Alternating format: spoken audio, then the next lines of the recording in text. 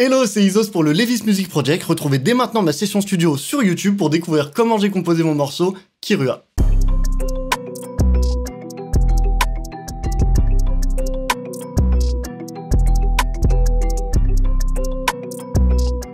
Bon, du coup, pour contextualiser rapidement le live, aujourd'hui ce qu'on fait, c'est ce qu'on appelle une studio session. En fait, c'est un format qui est organisé dans le cadre du Levis Music Project. C'est une démarche de la marque Levis. Et l'idée, c'est de soutenir un peu la culture et la création musicale. Ça permet aussi aux jeunes artistes de se développer. Et c'est pour ça, en gros, sur le Discord, faut être à l'affût. Et je vous conseille de rester parce qu'il y a souvent des événements qui sont organisés. Ce soir, c'est moi, mais parfois, il peut y avoir des tables rondes, d'autres studio sessions, des live chats, etc., etc. Un grand merci à Levis pour l'invitation. Moi, je suis ravi de faire ça. Et on va pouvoir rentrer dans le vif du sujet, mesdames et messieurs. Du coup, comme vous pouvez le voir sur FL Studio, on est sur l'instrumental du morceau Kirua. Je vais vous expliquer pourquoi je veux vraiment déconstructer ce morceau, parce que Levis, ils m'ont demandé en fait le morceau et fallait que j'en trouve un. Parce que j'ai produit pas mal de morceaux, mais la grande majorité, vous le savez, je le fais soit sur ma chaîne YouTube, soit en live, etc., etc. Et du coup, en fait, fallait que je réfléchisse à quel morceau je veux bien pouvoir faire, et j'ai direct pensé à Kirua parce que déjà il y a une symbolique que je trouve très cool, c'est que c'est le premier son que j'ai sorti en tant que beatmaker. C'était Isos featuring un artiste. En termes de symbolique, je trouve ça vraiment trop fort, et aussi parce que musicalement la prod date de fin 2020, mais je la trouve encore super actuelle. Musicalement, pour moi, ça marche bien, le son marche encore, genre il est pas trop daté, et c'est pour ça que je trouvais ça trop intéressant de revenir dessus et de capter aussi pourquoi c'était le cas. Cette prod, c'est un mélange en fait entre du triolet et des rythmes un peu plus classiques, un peu genre binaire. En gros, il y a des mélos en triolet, il y a des drums en binaire, et en fait tout ça combiné, ça donne un groove de fou. Et justement, on va déconstruire ça. Déjà, la mélodie principale de la prod, c'est celle-ci.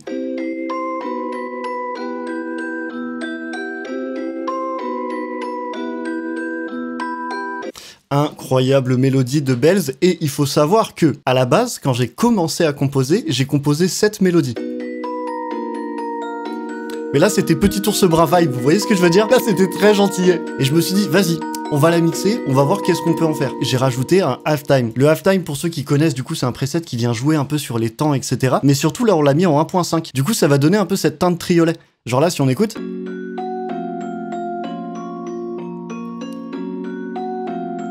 Et là, direct, là, on a une vibe. On arrive à rentrer dans un truc. Donc ça, voilà, ça c'est vraiment comme ça que j'ai fait de la première mélo, et quand j'ai entendu ça, en fait, le reste, il a défilé beaucoup trop vite. Au début, j'avais ça. Vas-y, tu fais quoi? Et là, par contre, quand t'as ça... Là, t'arrives sur un vrai truc, t'arrives sur un truc un peu plus intéressant. Du coup, voilà, ça c'était vraiment pour vous expliquer la première mélo, et aussi parce que je trouve ça marrant ce process en fait de... Je suis parti d'un truc qui n'avait littéralement rien à voir. Ensuite, le rythme était un peu décalé de par le côté un peu triolet que je vous expliquais avec le halftime. J'ai eu l'idée de rajouter une mélodie supplémentaire et de partir direct sur des triolets. Genre si on écoute...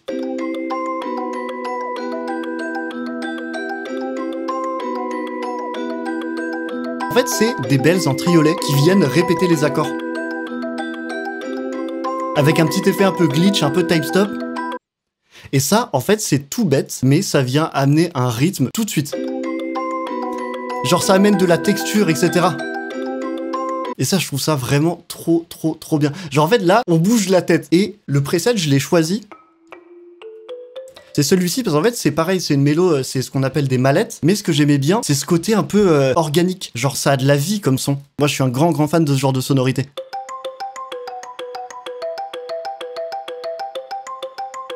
Et ça, du coup, on a les deux mélodies qui drivent la prod. Et vu que je voulais pas faire une prod trop chargée, j'ai rajouté une dernière mélodie qui n'apparaît que sur les refrains, hein. Et c'est une mélodie de flûte, très classique. C'est juste un petit gimmick comme ça. C'est vraiment le petit gimmick en mode... Genre un petit truc qui rebondit un peu. Et là, idem, je suis allé chercher dans des sonorités très organiques. Ça rajoute un petit truc. Donc là, c'est un preset de flûte indien. Ça s'appelle un bande-souris. Et c'est magnifique. C'est incroyable. Vraiment, le bande-souris... C'est S-tier dans la tier list des instruments. Je trouve ça trop lourd. Eh, je vous révèle tous les tips and tricks. Vraiment. Donc là, en vrai, on a toutes les mélodies de la prod. Hein. Et en fait, le reste, c'était vraiment jouer sur les octaves. Parce que là, on a que 3 mélodies. Du coup, comment est-ce que on peut amener de la différence, notamment sur le pré-ref? Ben, on va juste les mettre à l'octave. Genre là, typiquement, aigu. Et sur le pré-ref, on a un truc un peu plus deep. Un peu plus sombre, genre... Et c'est ça qui est trop bien. En fait, c'est là où je pense que c'est important aussi de le rappeler. Il n'y a pas besoin de faire 14 mélodies par prod. Alors je sais que je suis mal placé pour dire ça parce que j'aime bien rajouter énormément d'éléments dans mes compos. Mais là, en fait, on a 2 mélodies. On les dépitch, on les repitch. Let's go, en fait. On a tout. On va pouvoir passer sur les drums, sur la rythmique. Là, on a des mélos triolets. Là, ce qui est intéressant, c'est de pas faire des drums triolets. C'est d'aller justement à l'opposé, de faire des drums beaucoup plus classiques, two-step. C'est ça qui crée en fait tout ce petit contraste et qui amène un peu le sel de la prod, je trouve. Bon, pour déconstruire très rapidement, si on commence, j'ai commencé avec une rime, hein, basiquement.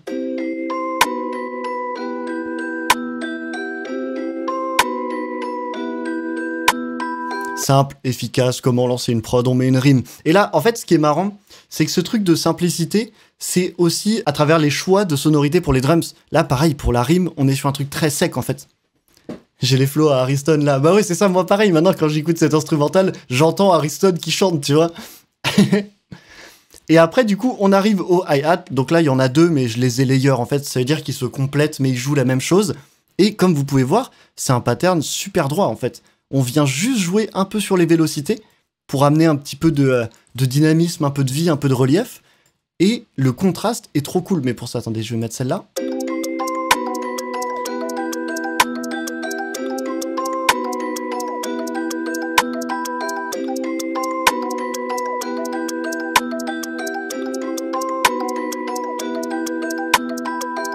Et là c'est un vrai truc. J'avais vraiment l'impression d'avoir découvert le feu. Vous voyez ce que je veux dire? Ensuite, ce que j'ai fait, c'est que on se refait pas. J'ai fait des rolls de hat. Donc là, l'objectif, c'était clairement ajouter plus de relief, ajouter genre des petites fioritures qui viennent booster un peu le rythme, etc. Et sur ces rolls de hat, on a des petits rappels triolets. Je vais vous faire écouter et je vais vous montrer.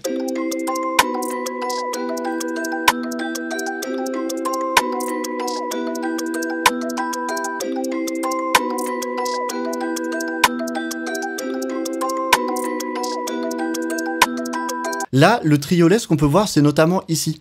On est sur du triolet parce que ça vient se coupler avec les mélos triolets et ça vient jouer avec les autres hi-hats que je vous ai montré avant, qui eux sont en two-step. Et en fait, tout ça, ça fait des tas de petites questions-réponses, en fait. Et ça, c'est un peu mes objectifs quand je fais une prod. Pour que ça donne de la vie, c'est ça le truc. Et on joue avec la hauteur pour justement amener des trucs différents, du relief. Les hi-hats, je les ai fait jouer vraiment gauche-droite pour, pareil, de toute façon, occuper l'espace, donner de la texture. Une fois qu'on avait ça, et c'était des open hats. Et là, vous voyez, je vous parlais à l'instant du jeu de questions-réponses, et ça se matérialise aussi avec les open hats. Vous allez écouter, vous allez capter direct.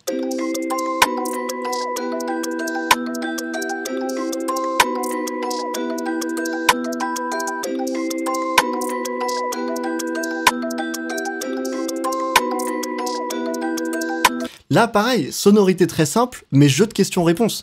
Genre, il y a le ti-tut, et en fait, le haut grave. Tout ça, en fait, ça joue ensemble, ça interagit. C'est ça qui est intéressant. Et vous voyez, là, on a juste ça. Et déjà, il y a un groove, tu vois, il y a un bounce. Une petite snare qui vient jouer à contre-temps pour amener un peu de mouvement par moment, vraiment classique.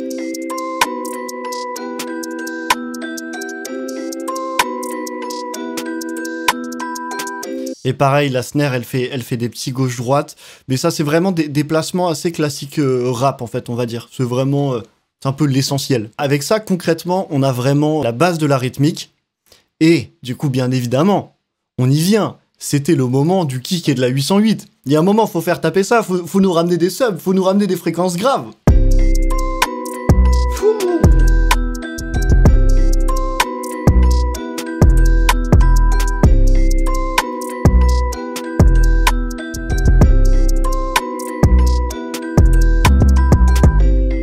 Let's go, le petit roll à la fin, le petit tout, il me régale. Vraiment, j'aime trop ça. J'ai fait le choix d'une 808 courte pour avoir ce truc d'impact. Elle tape en fait, genre, elle laisse des silences. Elle respire, et en fait, c'est ça qui amène justement du rythme. Si ta basse est là tout le temps, en fait, elle fait partie du décor vu qu'elle est là tout le temps. Mais si tu fais des petits impacts comme ça de manière un peu irrégulière, c'est comme ça en fait que tu vas amener justement du contraste.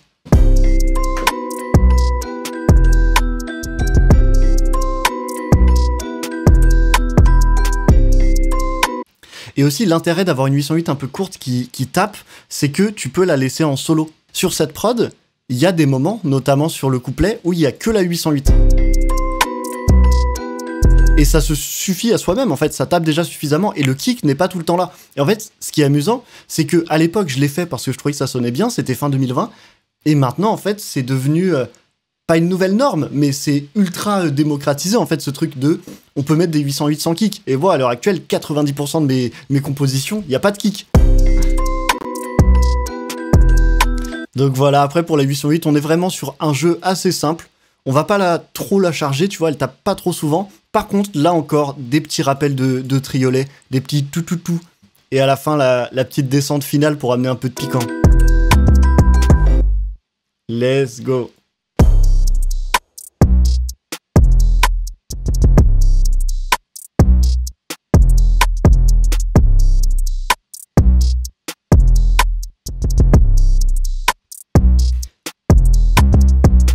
Et du coup, si on s'écoute avec la transition pré-refrain-refrain...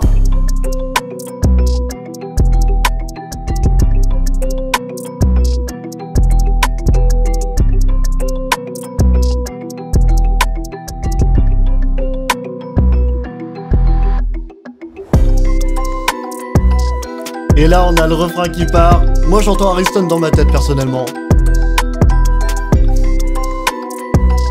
Et c'est tout simple, en fait, il n'y a pas 36 000 éléments. Je voulais un arrangement, genre...